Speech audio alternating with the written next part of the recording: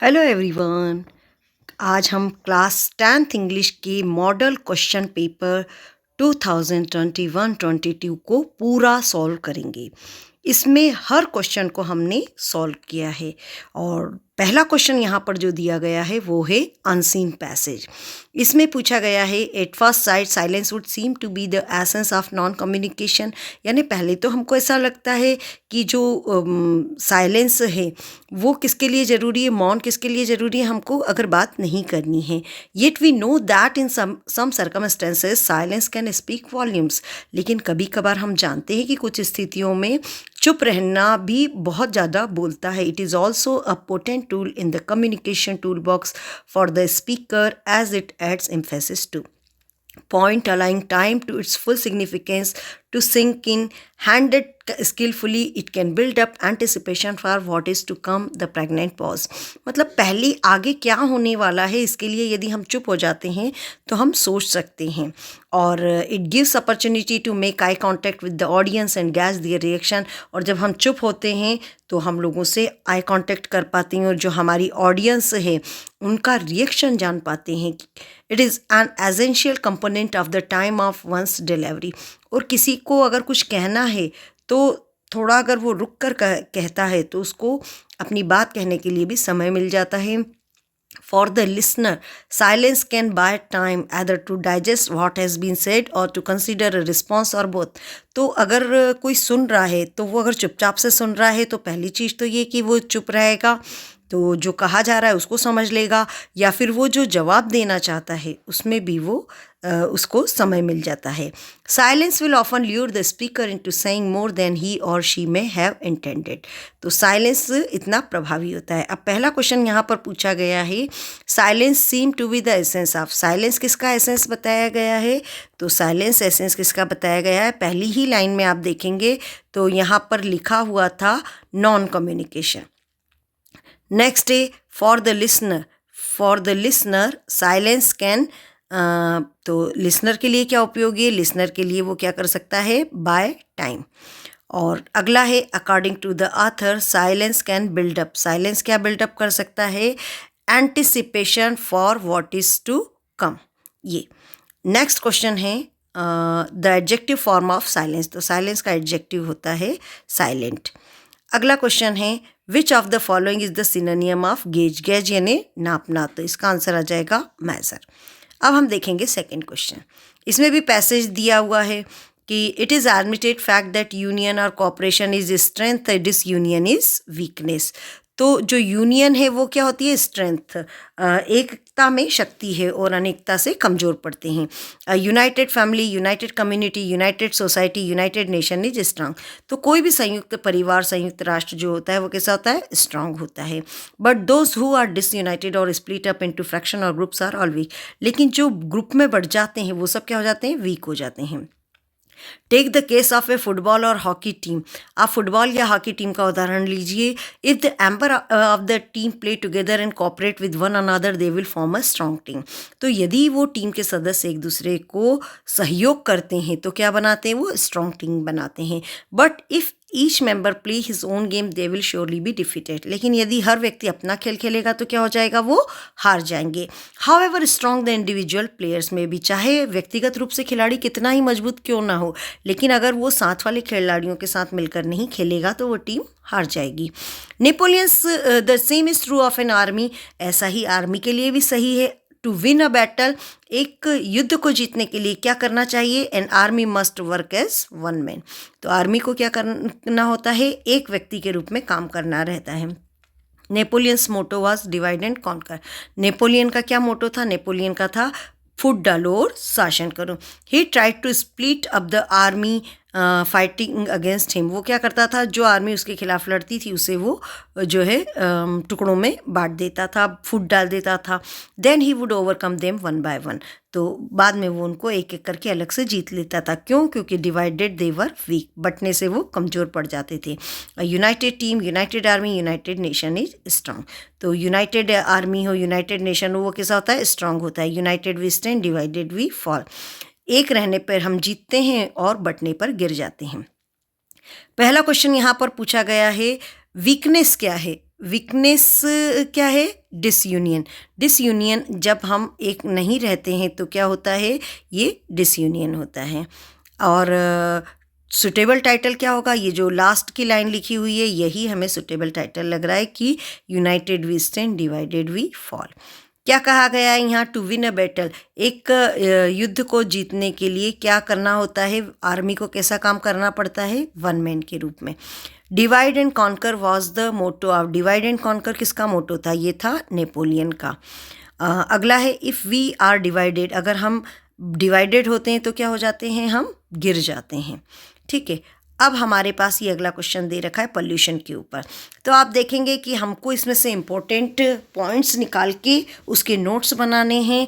और चूँकि टाइटल में हम वही चीज़ लेते हैं जिसका बार बार यूज़ किया गया है। आप देखेंगे हर जगह पे पोल्यूशन पोल्यूशन पोल्यूशन लिखा है और किसी एक प्रकार का नहीं लिखा है, सब लिखा है। इसलिए जो इसका टाइटल बनेगा वो तो निश्चित रूप से पोल्यूशन ही होगा। लेकिन जब हम इसके नोट्स बनाएंगे तो हम इसके इम्पोर्टेंट पॉइंट्स ले लेंगे। तो पहला पॉइंट हमको यहाँ से मिल जाएगा कि इसके टाइप्स ले लें, फिर हम इसके कॉजेज़ ले लें। ठीक है, और कॉजेज़ लेने के बाद में भी जैसे आगे हम पढ़ते हैं कि ये दे रखा है कि क्या ये अफेक्ट करता है, तो इसके कारण क्या प्रॉब्लम होती है वो भी बता सकते हैं। और इसके बाद में हम पोल्यूशन को कैसे रिड्यूस कर सकते हैं। तो ये चारों चीज़ों को लेकर हम जब नोट्स बनाएंगे तो ये कुछ इस तरह से होगा। आप चाहें तो इसको कॉपी कर सकते हैं। तो ये इतने में ये ऐसे ये नोट्स इसके कंप्लीट हो जाएंगे। टाइटल तो निश्चित रूप से इसका पोल्यूशन ही रहेगा। ठीक है, क्योंकि पोल्यूशन दिख ही रहा है हमको कि पोल्यूशन पे ही पूरा बेस्ड है। इसमें टाइप्स भी दिए हैं, कॉजेज दिए हैं। आप चाहें तो इफ़ेक्ट और रिड्यूस को भी एक साथ लिख सकते हैं। और यदि थोड़ा बड़ा करना हो, इसीलिए मैंने दोनों तरह का बताया है आपको। तो इफ़ेक्ट को आपको लिखना है तो आप ये ऐसा करके बड़ा लिख सकते हैं। और रिड्यूस कैसे कर सकते हैं कि प्लास्टिक बैग और पेस्टिसाइड व्हीकल इनका कम से कम यूज़ करें। और इफ़ेक्ट क्या है इसके, ग्लोबल वार्मिंग है, लंग कैंसर है। ठीक है, चलिए अब अगला हमारा क्वेश्चन है कि यू आर, अब आप देखिए जो आपको नाम दिया है वही लिखना है। यहाँ लिखा है अरुण त्रिपाठी, स्कूल का नाम लिखा है government high school Rewa. Application आपको किसकी लिखनी है, ट्रांसफ़र सर्टिफिकेट की, है ना। और आपके पिताजी का ट्रांसफ़र कहाँ हुआ है, भोपाल। बस यही कीवर्ड्स हैं, इनको आप अंडरलाइन हमेशा अपनी एप्लीकेशन में कर लीजिए तो आपके लिए एप्लीकेशन लिखना बहुत ईजी हो जाएगा। अब हम एप्लीकेशन देखते हैं कैसे लिखेंगे। आपका नाम भी आपको वही लिखना है। डेट चूँकि यहाँ नहीं दी है तो हमने अपने मन से लिख दी। डायरेक्ट लिखेंगे टू द प्रिंसिपल, और स्कूल का नाम क्या था, यहाँ पर रीवा था। किसकी एप्लीकेशन थी, टीसी की थी। और स्टूडेंट ऑफ क्लास 10th और my father has been transfer to Bhopal, ये उसमें एप्लीकेशन में दिया हुआ था। और यहाँ पर ये मैंने एसएलसी लिख दिया, आप यहाँ पर टीसी लिख दीजिएगा। एसएलसी के बजाय हटा दीजिए, आप इसको यहाँ लिख दीजिए टीसी। और इसके बाद में आपको स्टूडेंट का नाम लिखना है तो स्टूडेंट का नाम आप क्या लिखेंगे, अरुण त्रिपाठी, जो कि क्वेश्चन में दिया हुआ है। एक और हमारे पास एक ये अभी जो एप्लीकेशन थी इसे हम फॉर्मल लेटर कहते हैं और एक इनफॉर्मल लेटर। ये किस बारे में दिया है कि आप राकेश मिश्रा हैं, अपने फ्रेंड मनीष को बुलाइए। क्यों, क्योंकि आपके यंगर ब्रदर की बर्थडे पार्टी है। ठीक है, तो आप इस तरह से इसमें लिख सकते हैं कि आप अपना यहाँ पर पूरा एड्रेस डाल दीजिए। जस्ट अ मिनट, यहाँ पर अपना पूरा एड्रेस डाल दीजिए। और यहाँ पर आपको क्या लिखना है, दोस्त का नाम मनीष लिखना है। और आपका नाम भले ही उन्होंने राकेश गुप्ता दिया है लेकिन आप यहाँ पर सिर्फ राकेश लिखेंगे। पूरा नाम कभी सरनेम सहित नहीं लिखा जाता है दोस्ती में। ये मनीष है और ये राकेश। तो ये यहाँ पर आ जाएगा माय, ये थोड़ा सा इस एप्लीकेशन को करेक्ट कर लेंगे हम। इस तरह से आप एप्लीकेशन, ये ब्रदर्स मैरिज की और यहाँ पर बर्थडे की पूछिए तो आप क्या लिख देंगे, माय यंग ब्रदर्स बर्थडे। ठीक है, बर्थडे इज ऑन। ये मैं इसलिए बता रही हूँ क्योंकि मैरिज की एप्लीकेशन बहुत आती है और अगर ये बर्थडे में कन्वर्ट हो जाए तो आपको ऐसे चेंज करना है। आप लिख देंगे my young brother's birthday is on 20th March, you have to come with your family, I will send the card soon. और इस तरीके से आप इसको लिख सकते हैं। ओके, अब ये ऐसे लिखना है, ये ऐसे सबसे पॉपुलर ऐसे है मेरे वीडियोस में और इतना शॉर्ट में लिखा हुआ है ये कि आपको इंट्रोडक्शन और कंक्लूज़न पहले सबसे पहले याद कर लीजिए और उसके बाद में आप बाकी पॉइंट याद कर लेना। चलिए अब हम देखते हैं नेक्स्ट क्वेश्चन। ये पिक्चर दिया हुआ है, पिक्चर कंपोजिशन। इस पिक्चर कंपोजिशन में देखेंगे जो सेव ट्री सेव लाइफ दिया हुआ है, तो आप इसको भी ध्यान रखेंगे। और ट्री हमको क्या देते हैं, ऑक्सीजन, पेपर, फ्रूट्स, ये भी लिख देंगे, मेडिसिन देते हैं, है ना। और ये वाली जो लाइन आ रही है, if you cut a tree you cut your life, तो आप इसको भी लिख देंगे। तो ये मैंने यहाँ पर इसका लिखा है पूरा कि trees are very important for human life, trees हमारे लिए बहुत ज़रूरी हैं। और ये जो पॉइंट्स इसमें पिक्चर में दिए हुए रहते हैं, ये हमें ज़रूर लिखना है। तो कार्बन डाइऑक्साइड जो है ले लेते हैं और क्या रिलीज़ करते हैं, ऑक्सीजन। फिर हमको क्या क्या चीज़ें मिलती हैं, ये फ्रूट्स, पेपर, मेडिसिन, ये जो यहाँ लिखी हुई हैं वो सब हमने लिख दी। ये और अगली ये जो लाइन लिखी हुई है ये भी हमने लिख दी कि if you cut trees you cut your life. और अगली लाइन ये जो लिखी है, you so save tree save life, ये हमने यहाँ से ले लिया। तो आपको पिक्चर में जो जो चीज़ें दिख रही हैं आप उसको लिख दीजिए। अब ये देखिए grammar, fill in the blanks में है शी हर होमवर्क डेली, तो शी के साथ क्या आएगा, डस, क्योंकि शी क्या है, singular. Mohan died, died of, जब किसी की किसी से मृत्यु होती है तो ऑफ आता है। स्टूडेंट, यहाँ पर शुड आएगा, मस्ट ऑट क्या आएगा, तो यहाँ पर आएगा शुड, क्योंकि ओबे करना है, इसमें कुछ ऐसा कंपलसरी सा नहीं है, तो ये जो है इसमें शुड लगा सकते हैं। और ऑट इसलिए नहीं आएगा क्योंकि ऑट के लिए हमेशा आर्ट टू के साथ आता है, चूँकि टू नहीं लिखा है इसलिए नहीं आएगा। मून, ये जितने भी हमारे स्टार्स वगैरह रहते हैं उसके पहले हम द लगाते हैं। शाम इज़ देन सोहन, जब ये तुलना हो रही है कंपैरेटिव डिग्री के लिए यहाँ पर टॉलर आएगा। और कंपैरेटिव डिग्री कैसे पहचानेंगे, ये देन लिखा हुआ है। अब रीता किसके बीच में बैठी है, राधा और कविता, दो लोग हैं ना, दो लोग हैं तो बिटवीन आएगा। अगर ज़्यादा होते तो यहाँ पर हम अमंग लिखते। Do is directed, I do my homework, तो क्या हो जाएगा, आई डू। और आपको हमेशा क्या लगाना है ऐसे वाले केसेस में, नॉट डू। ठीक है, अगर यहाँ पर डू के बजाय, सपोज़ यहाँ पर डू के बजाय अगर यहाँ पर डज होता या डिड होता, एक मिनट, यहाँ पर आई डू, डू के बजाय मान लीजिए यहाँ पर डज हो जाता, तो आप यहाँ डू की जगह पे तो डज कर देते। लेकिन नॉट डू सब में आता है। ठीक है, क्यों होता है ऐसा, क्योंकि यहाँ पर डू मेन वर्ब है और जब हम आंसर लिखते हैं तो ये हमारी हेल्पिंग वर्ब बन जाती है। चिल्ड्रन रीड बुक्स, इसका जो पैसिव होगा वो होगा books are read by children. Rohan is my friend, चूँकि ये रिलेटिव क्लास है तो रोहन यहाँ से लेंगे और रोहन के बारे में जो जानकारी दी है ही काट दीजिए और ये पूरी जानकारी लिख दी। और इसके बाद अगेन जो है आप यहाँ पर से सेंटेंस को जोड़ लेंगे। रोहन कौन, रोहन जो किसके बीच में बैठा है, जो कहाँ बैठा है, लास्ट बेंच पे, क्या है वो, इज़ माई फ्रेंड, वो मेरा दोस्त है। इट इज़ रेनिंग, इसका हो जाएगा इट हैज़ रेन, क्योंकि प्रेजेंट परफेक्ट, प्रेजेंट परफेक्ट की क्या विशेषता होती है, हेल्पिंग वर्ब होती है हैज़, और इसमें वर्ब का थर्ड फॉर्म लगता है। अब देखेंगे ये अनलेस इफ़ वाले क्वेश्चंस हैं, तो देखिए इफ़ और नॉट की जगह पर अनलेस आता है, तो इफ़ की जगह पे तो आपने लगा दिया अनलेस, लेकिन एक मिनट, ये जो आपका इफ़ है, इफ़ को हटाया और इसकी जगह आपने लिखा अनलेस, ठीक। लेकिन यहाँ पर आपको कहीं पर भी नॉट नहीं मिला, तो अगर नॉट नहीं मिला तो हम क्या करते हैं ऐसी स्थिति में कि जो इस कॉमा के बाद का अगला सेंटेंस है उसमें हम हेल्पिंग वर्ब के बाद में नॉट लगा देते हैं। यदि यहीं नॉट मिल जाता तब फिर हम आगे नहीं बढ़ते। ठीक है, तो इसका आंसर होगा unless you run fast you can't catch the train. अब सो दैट, इसका उपयोग तो बहुत ही सरल होता है, वेरी को हटाया और इसकी जगह सो लिखा और दोनों सेंटेंस के बीच में यहाँ पर फुल स्टॉप की जगह पे आप लिख देंगे दैट, तो ये हो जाएगा सो दैट। अब ये क्वेश्चंस बहुत सरल है। लेंचो, लेंचो कौन था, निश्चित रूप से किसान था। और who was the first black president, वो थे नेल्सन मंडेला। फिर पूछा गया है फायर एंड आइज में, फायर किसके लिए आता है, डिज़ायर के लिए आता है। कौन सा प्लेन आर्थर उड़ा रहा था, उसका नाम था डेकोटा।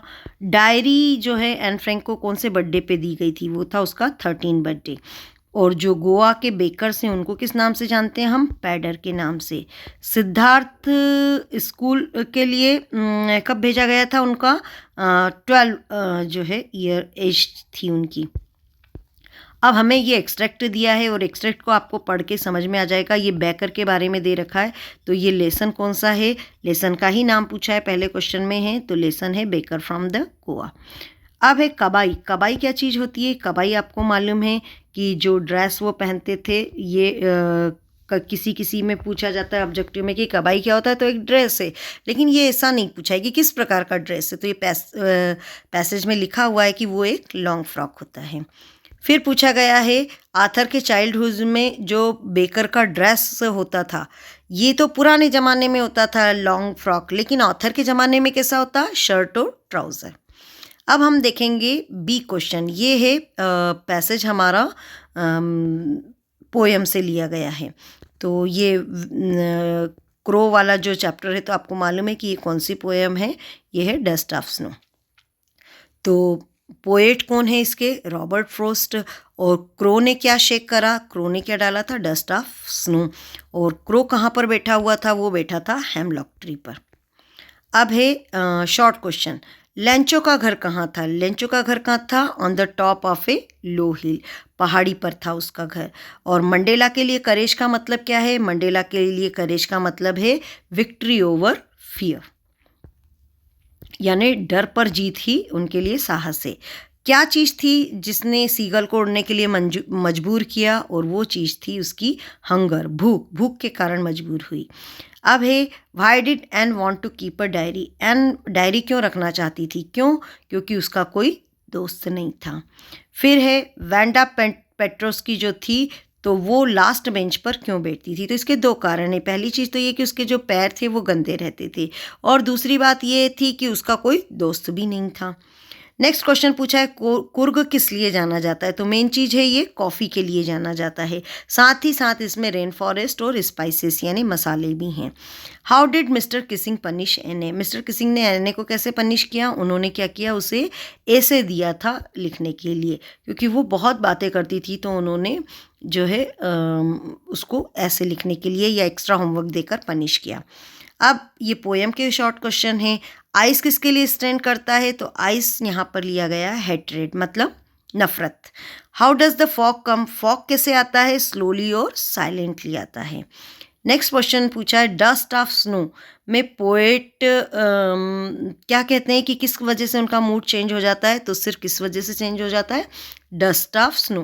क्योंकि उनका पहले मूड बहुत ख़राब रहता है, लेकिन डस्ट ऑफ स्नो जैसे ही उनके ऊपर गिरती है ना, एक कौवा हेमलॉक ट्री पे से जैसी बर्फ़ के टुकड़े गिराता है, तो उनका मूड एकदम से चेंज हो जाता है। अब ये सप्लीमेंट्री बुक से क्वेश्चन लिया है कि मिसेस पम्फ्री ट्रिकी के बारे में क्यों चिंतित थी? क्यों? क्योंकि वो कुछ भी चीज़ नहीं खा रहा था। सेकंड क्वेश्चन पूछा गया है अनिल क्या कर रहा था जब उसके पास में थीफ पहुंचा? तो अनिल क्या कर रहा था? अनिल एक रेसलिंग मैच देख रहा था। नेक्स्ट क्वेश्चन है what does Mrs Hall find the scientific eccentric. Mrs Hall को जो साइंटिक था वो अजीब क्यों लगा? क्योंकि जो उसका अनकॉमन अपीयरेंस था, वो उसने कपड़े जिस तरह से पहन रखे थे, पूरा सिर पैक कर रखा था, वो सारी जो चीज़ें थी उसके कारण उसको वो बहुत अजीब लग रहा था। अब यहाँ पर शुरू होते हैं आपके लॉन्ग आंसर्स, लेकिन फिर भी हमने इनको शॉर्ट लिखवाया है। लेंचो की फीलिंग्स क्या थी जब ओले गिरना रुक गए? तो उसकी फीलिंग क्या थी? वो बहुत दुखी था। क्यों? क्योंकि उसकी जो पूरी फसल थी वो बर्बाद हो गई थी। Next he how did Mandela's hunger for freedom change his life. अब मंडेला जो आज़ादी की उनकी भूख थी उसमें वो कैसे चेंज हुए? तो वो जो फियरफुल मैन थे उससे वो फियरलेस रिबेल बन गए, मतलब एक डरपोक व्यक्ति से वो निडर विद्रोही बन गए। अब नेक्स्ट क्वेश्चन है when her son dies Kisa Gotami goes from house to house what does she ask for. तो मैंने इसको दोनों ही आंसर मिक्स कर लिए, क्योंकि ये 2 बार गई थी सब लोगों के घर पे। तो पहली बार का क्या है कि वो मेडिसिन लेने के लिए गई थी उसके चाइल्ड की, क्योंकि उसके बच्चे की डेथ हो गई थी, तो वो कुछ ऐसी मेडिसिन चाहती थी कि वो जीवित हो जाए। लेकिन जब वो बुद्ध के पास गई तो बुद्ध ने उससे कहा कि मस्टर्ड सीड्स लेके आओ हर घर से जहाँ पर किसी की कोई डेथ नहीं हुई हो। तो सेकंड टाइम जब वो गई थी वो मस्टर्ड सीड के लिए गई थी। अब अगला क्वेश्चन है 15 क्वेश्चन, ये पोएम का लॉन्ग क्वेश्चन है कि टाइगर की जो लाइफ पिंजरे में होती है और फॉरेस्ट में होती है, तो उसकी तुलना करनी है। तो देखिए जो जू में होता है वो उस समय पे वो फ्री नहीं होता है और उसको छोटी सी जगह में ही रहना पड़ता है, लेकिन फॉरेस्ट में क्या होता है, वो कहीं पर भी फ्रीली घूम सकता है। इसके अथवा में भी क्वेश्चन पूछा गया है कि क्या चीज़ें हैं जो मनुष्य कर सकते हैं लेकिन एनिमल्स नहीं कर सकते। तो वो चीज़ है कि जो हम लोग हैं, मनुष्य लोग, वो खाना पका सकते हैं, सोच सकते हैं, हंस सकते हैं, लेकिन एनिमल्स ऐसा नहीं कर सकती। आप इसमें क्राई भी लिख सकते हैं, और भी पॉइंट बहुत सारे हैं अंतर तो आप वो भी लिख सकते हैं। अगला क्वेश्चन है why does Bholi's marriage not take place. Bholi की शादी क्यों नहीं हुई? क्योंकि ये जो दूल्हा था उसने क्या मांग लिया था, दहेज मांग लिया था, इसलिए भोली ने उससे शादी करने के लिए मना कर दिया था। और लास्ट क्वेश्चन है how did invisible man first become visible. तो इनविजिबल मैन था, जो साइंटिस्ट था, तो वो कैसे विजिबल हो गया? By getting himself dressed. तो जैसे उसने कपड़े पहने वो विजिबल हो गया, क्योंकि वो ट्रांसपेरेंट होने के लिए उसको जो है पूरा उसके शरीर पर कोई भी चीज़ नहीं होनी चाहिए थी। तो जैसे ही उसने पहना जाके तो फिर वो दिखने लग गया। ठीक है, तो ये आपके जो है मॉडल क्वेश्चन आंसर्स कंप्लीट होते हैं, और आप इनको याद कर लीजिए, क्योंकि ये क्वेश्चन परीक्षा की दृष्टि से बहुत ही महत्वपूर्ण है। पूरा पेपर सॉल्व किया गया है इसमें। Okay, thank you students.